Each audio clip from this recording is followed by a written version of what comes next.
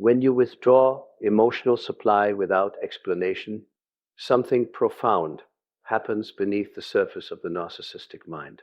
A narcissistic woman is not sustained by love in the way healthy relationships are built. She is sustained by reaction, attention, admiration, conflict, emotional intensity. These are the currencies that keep her sense of self intact. When you argue, explain, defend yourself, or try to be understood, you are feeding that system. You are reassuring her ego that she still has access to your inner world. Now imagine what happens when that access is suddenly gone, not replaced with anger, not replaced with cold hostility, simply removed.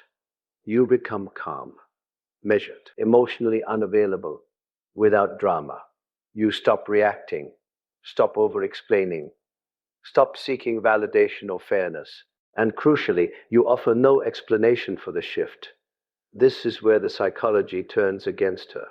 As Carl Jung observed, the human psyche is tormented not by what it understands, but by what remains unresolved.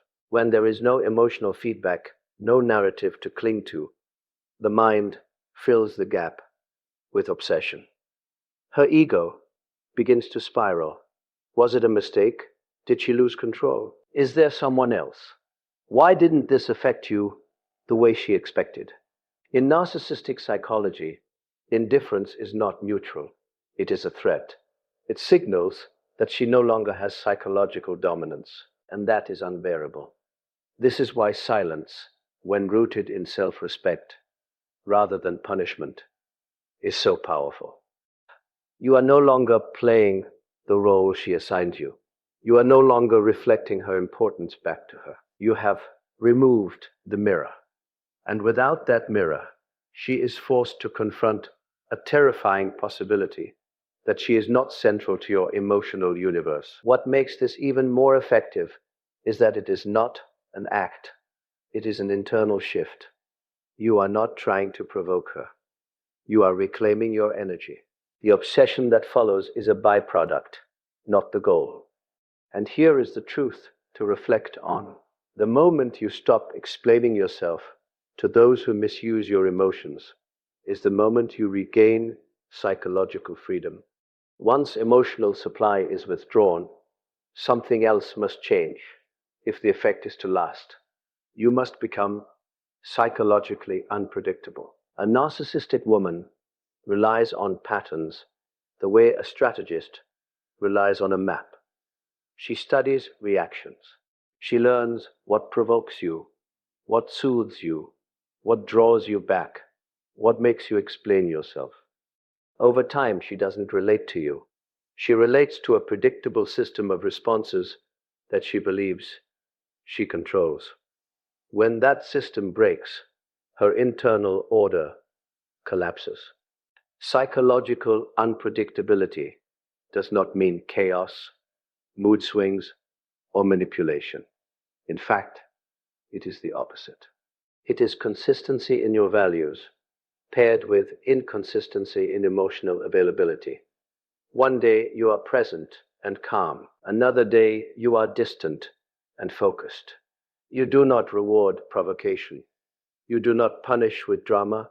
You simply respond or don't, based on your own inner state, not her behavior. This removes the cause and effect mechanism she depends on. As Carl Jung understood, the ego seeks control because control provides the illusion of safety. When a narcissistic woman can no longer predict your emotional reactions, her ego loses its footing. She cannot stabilize her self-image through you. And when the ego feels unstable, it obsesses, not out of love, but out of fear. She begins replaying past interactions, searching for patterns that no longer exist. She tests boundaries subtly, then more aggressively, trying to restore the old dynamic. But your unpredictability is not reactive. It is grounded. You are no longer dancing to her rhythm. You are moving according to your own internal compass. That is deeply unsettling to someone who needs external validation to regulate their sense of self. This unpredictability sends a powerful subconscious message. You are not controlled by approval, rejection, affection, or withdrawal. You are self-contained. And paradoxically, the less predictable you become emotionally, the more fixed you become psychologically. You know who you are. She no longer knows where she stands, and that uncertainty becomes a mental loop she cannot escape. Here is the reflection to carry with you. When you stop being predictable to those who seek to control you, you don't lose stability. You become it. At this stage, something subtle but decisive must occur. You stop mirroring her emotions, and you begin mirroring something far more disruptive: your own grounded strength. A narcissistic woman expects emotional symmetry. If she is intense, she expects intensity back. If she withdraws, she expects you to chase. If she provokes, she expects reaction. This emotional mirroring reassures her that she still sets the emotional temperature of the relationship. But when you no longer mirror emotion and instead mirror stability, the dynamic breaks. Grounded strength is quiet. It is not performative confidence, not dominance, not coldness. It is the absence of emotional leakage. You listen without absorbing. You respond without explaining. You remain centered, regardless of whether she is charming or dismissive. This creates what psychology calls cognitive dissonance, the gap between what she expects and what she experiences. And the mind cannot tolerate that gap for long. As Carl Jung understood, people project their unconscious expectations onto others. When those projections are not reflected back, the psyche becomes unsettled. A narcissistic woman projects power, control, and emotional superiority.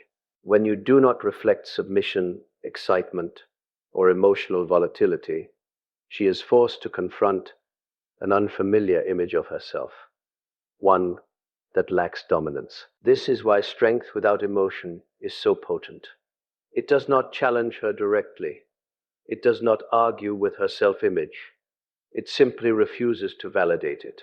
And that refusal is experienced not as rejection, but as loss of control. She begins to question her influence. She wonders why her presence no longer moves you, why her words no longer land, why her absence no longer creates urgency. Importantly, this is not something you do to her. It is something you become for yourself. You are no longer negotiating your worth through emotional exchange.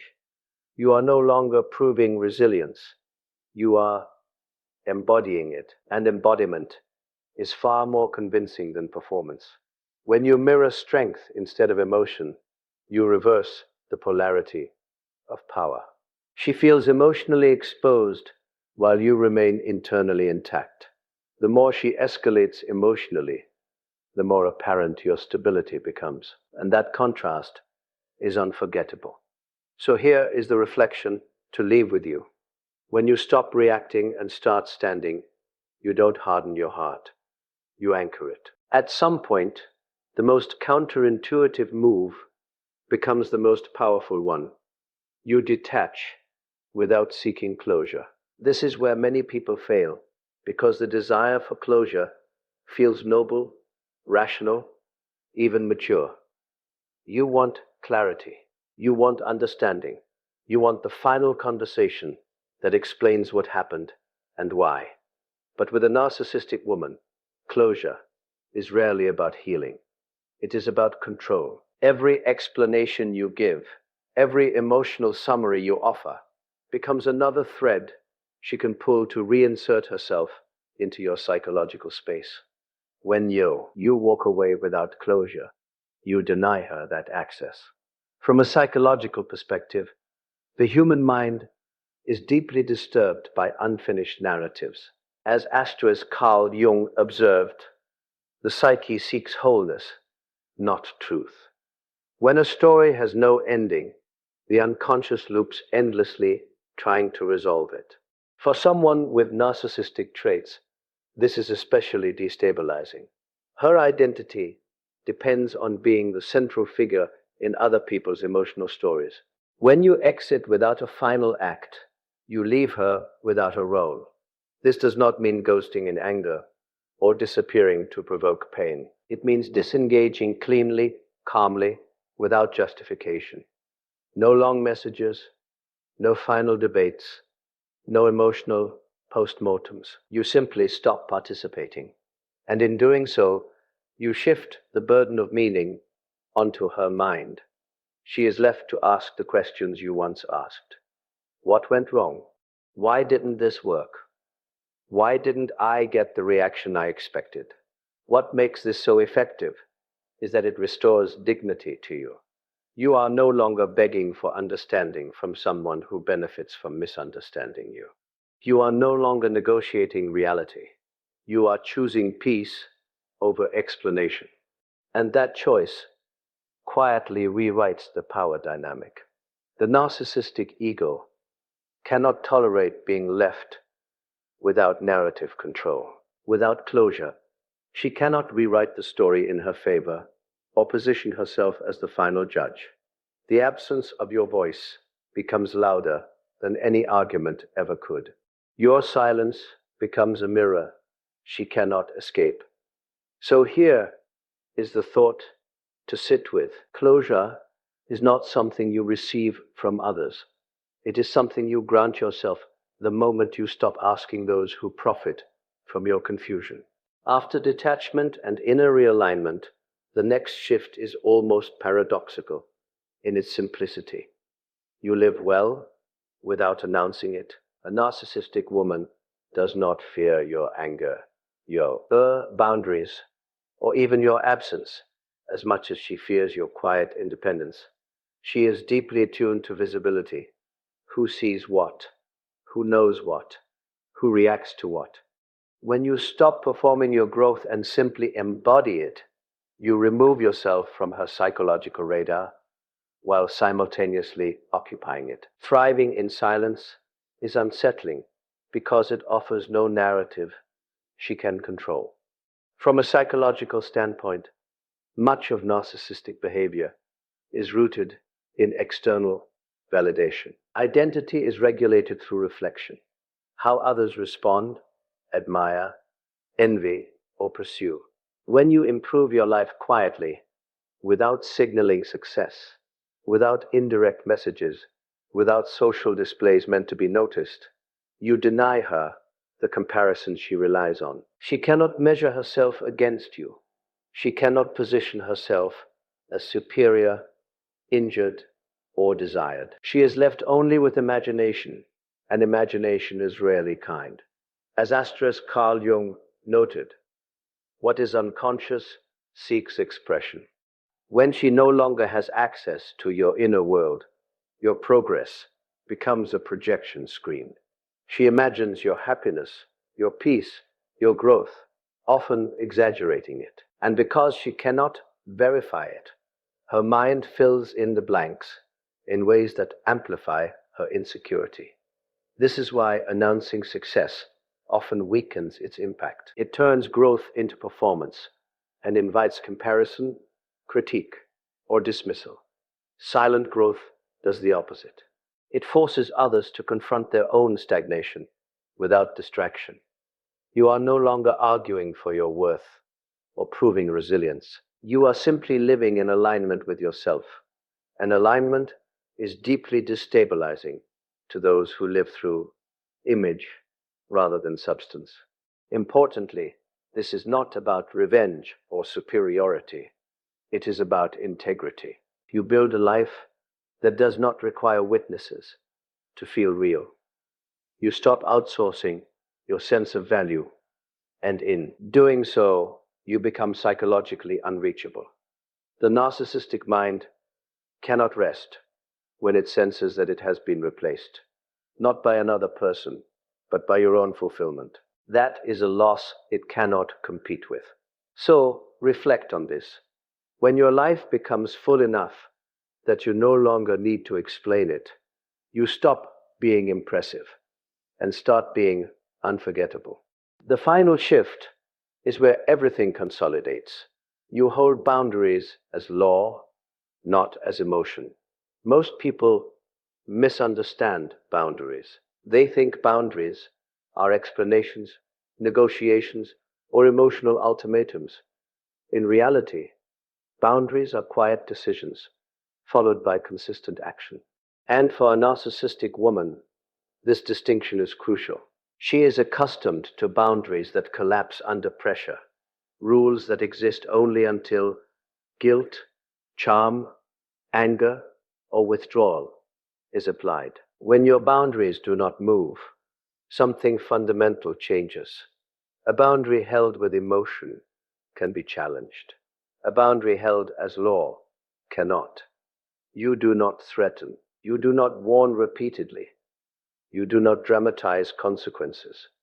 You simply act in alignment with your values. If a line is crossed, access changes, calmly, predictably, without resentment. This removes the emotional leverage she relies on.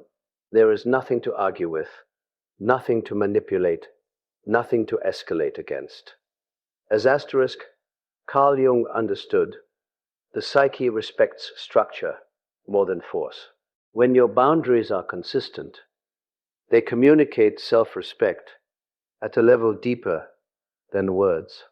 They signal that your sense of self is internally governed, not externally negotiated. And that is deeply destabilizing to someone who seeks to dominate relational dynamics. The narcissistic mind begins to register you as unavailable in a new way, not distant, not cold, but immovable. You are no longer a source of emotional supply that can be accessed through persistence or pressure. You are a closed system, and what cannot be breached becomes mentally fixated upon. This is where obsession often replaces entitlement. She may test, retreat, reappear, or provoke.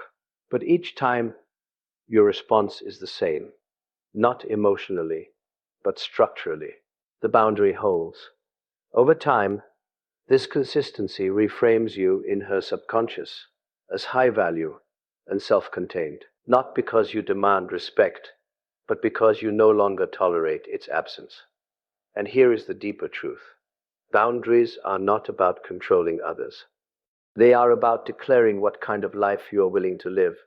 When you treat your standards as non-negotiable, you stop asking for permission to be whole. So take this with you.